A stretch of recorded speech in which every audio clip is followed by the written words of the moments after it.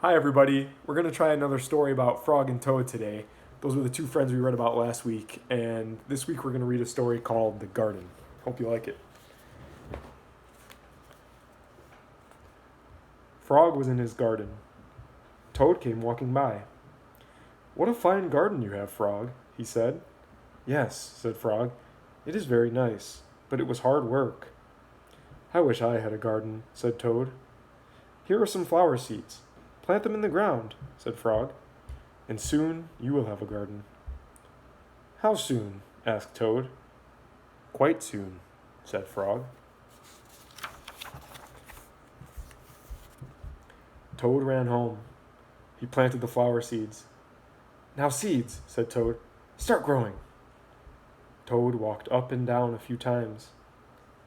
The seeds did not start to grow.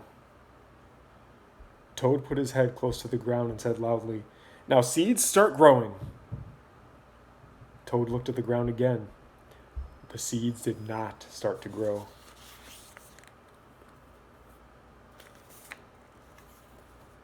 Toad put his head very close to the ground and shouted, "Now, seeds, start growing."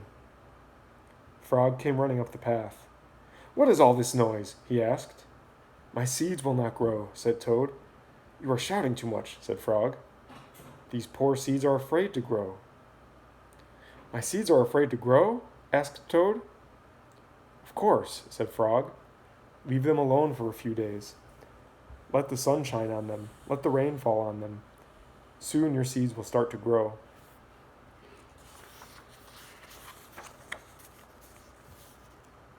That night, Toad looked out of his window. "Drat!" said Toad.